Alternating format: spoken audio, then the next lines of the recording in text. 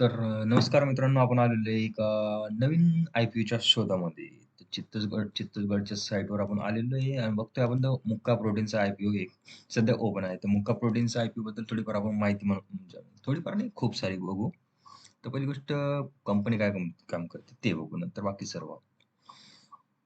तर कंपनी ही 2003 ला 3 पासून आलेली आहे, मार्च 2003 पासून. तरी पण आता ते 21 वर्ष होत आली कंपनीला. कंपनीचं मेन म्हणजे मॅन्युफॅक्चर काय करते, फिश प्रोटीन प्रॉडक्ट वगैरे करते. इंडियामध्ये करते, आउट ऑफ इंडिया करते. 10+ देशांना सप्लाय पण करते बाहेर. फिश मिल जसं तिच्यामध्ये काय प्रोड्यूस करते. तर फिश मिल झालं, एक fish oil, fish soluble paste आणि असं काही ॲक्वा फूड वगैरे किंवा जे पोल्ट्री फार्मसाठी आपल्याला लागणारं फीड वगैरे काही. आता बघू शकतो इथे दाखवते की बॉयलर्स आणि लेयर्ससाठी आणि परत काय पेट फूड वगैरे बनवतात.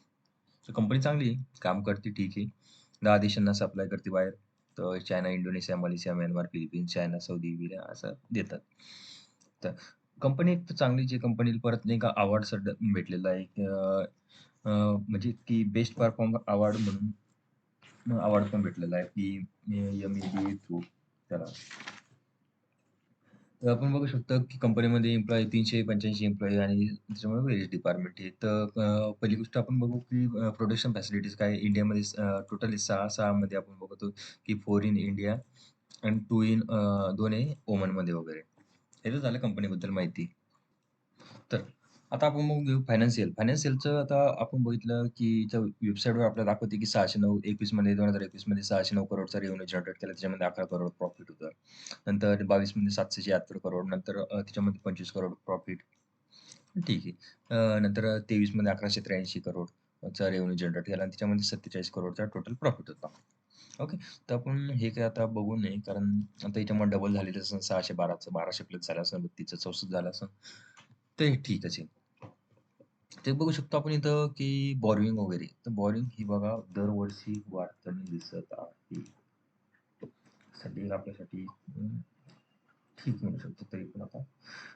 कंपनीचं मार्केट कॅपिटलायझेशन 840 करोड दाखवते इथं. कंपनी आय-पी-ओ कशासाठी जनरेट केला? ते एक मेन आहे. जे काही आता त्यांना काय करायचं funding working capital requirement of the company आणि इन्व्हेस्टमेंट इन द असोसिएट. आता इंडो प्रोटीन्समध्ये करायचं असेल काही वर्किंग फंड आणि जनरल काही कॉर्पोरेट पर्पज वगैरे राहतेच आपल्या कंपनीचे. झाले की आता हे बघू हे तर झालंय आपलं फायनान्शियल झालंय कंपनी काय काम करते आपण ते पण बघितलंय. आता थोडं कंपनीच्या आय-पी-ओ बद्दल माहिती करू. ओके. आय-पी-ओ हा 224 करोडचा आहे. 224 करोड आहे 19 फेब्रुवारी पासून तर 4 मार्चपर्यंत आय-पी-ओ चालणार आहे. तर आजची तारीख आता 3 आहे तर उद्या आय-पी-ओ मार्च 4 ला बंद होणार आहे. तर त्याच्यामुळं आणि प्राईस घेऊ शकता तुम्ही चांगलाच आहे. घेऊ शकता बाबू. 26 ते ₹28 प्राइस बँड आहे. आता एका लॉटमध्ये 535 शेअर आहे. 14,000 आपल्याला किती लागते? हां, ₹14,980 लागतायत एका लॉटसाठी. तर आपण बघू शकतो समोर पण, की बी-एस-सी प्लस एन-एस-सीवर लिस्ट होणार आहे. बी-एस-सी प्लस एन-एस-सीवर लिस्ट होणार आहे कंपनी आणि जर 4 तारखेला आय-पी-ओ क्लोजिंग होणार आहे. अलॉटमेंट आपल्याला 5 तारखेलाच कळून जाईल. नाहीतर रिफंड आपलं 6 तारखेपर्यंत येऊन जाईल. आणि राहिलं की शेअर वगैरे 6 तारखेला आपल्या डीमॅट अकाउंटमध्ये क्रेडिट होईल. 7 तारखेला आय-पी-ओ लिस्टिंग होईल. लिस्टिंग ठीक आहे. राहिलं की आता हे तर झालंय. आता आपण रिटेलर आहे, तर रिटेलरसाठी हे ऑफर किती करताय शेअर. तर आपण इथं बघू शकता की 2,80,00,000 शेअर हे ऑफर करताय. ओके. हे तर झालंय. आता थोडंफार आपण याच्या सबस्क्रिप्शनबद्दल पण थोडं बघू. ओके. तर सबस्क्रिप्शनबद्दल बघायचं झालं तर आतापर्यंत टोटल सबस्क्राईब केलाय ह्या retail, non institute, qualified institute वगैरे ॲड केलं की 7.7x झालेला आहे. तरी पण. म्हणजे आतापर्यंत जेवढे आता ॲप्लिकेशन आलेले की म्हणजे जेवढे शेअर ऑफर करणारे किती दाखवते त्याच्यात? तर 5,60,00,000 दाखवते. तर त्याच्यापेक्षा जास्त आपल्याला म्हणजे हे टोटल शेअर ऑफर होणार आहे 5,60,00,000.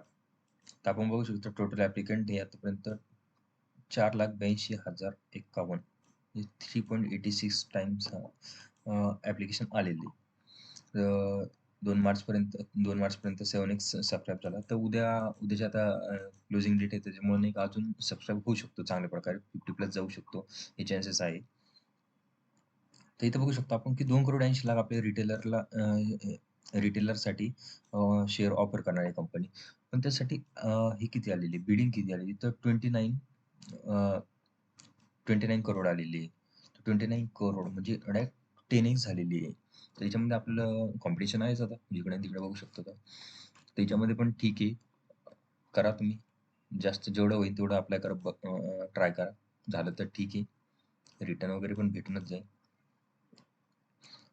2,80,00,000 मध्ये येईल आपल्याला.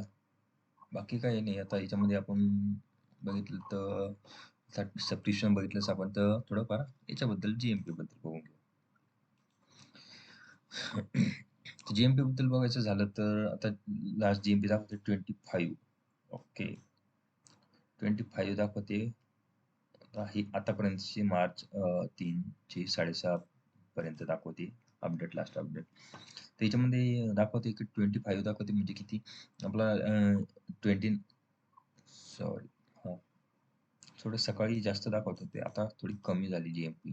तर सकाळी 29 दाखवत होते. आता 25 वर आले. तर 89% चान्सेस आहे की लिस्टेड होऊ शकते. त्याच्यामुळे हे काही रिकमेंडेशन नाही की घ्याच म्हणून. पण तुमच्या स्वतःचा अभ्यास वगैरे आणि बाकीच्या कंपनी वगैरे काय काम करते त्याच्यावर तुम्ही डिपेंड राहू शकता आणि घेऊ शकता. तर चान्सेस आहे की 89% किंवा 80%च्या जवळपास कंपनी लिस्ट होऊ शकते किंवा जास्त पण होऊ शकते, कमी पण होऊ शकते. हे काही सांगता येत नाही कारण एस्टिमेटेड कॉस्ट असते. लिस्टिंग वगैरे कोणी सांगू शकत नाही. उद्या अजून सबस्क्राईब होऊन चांगला आय-पी होतो. अजून चान्सेस आहे. तर तुम्ही घेऊ शकता. पॉझिटिव्ह आहे. सगळे फंडामेंटल बघितलं तर ते पण चांगलंच आहे, की मायनसमध्ये नाही वगैरे. तर ठीक आहे. ट्राय करा. जेवढं होईल तेवढं बाय करायचा प्रयत्न करा. 26 ते 28 प्राईसमध्ये 5 वाजेपर्यंत क्लोज होतं वाटतं होईल आणि उद्याचे दिवस लास्ट आहे. ठीक आहे. थँक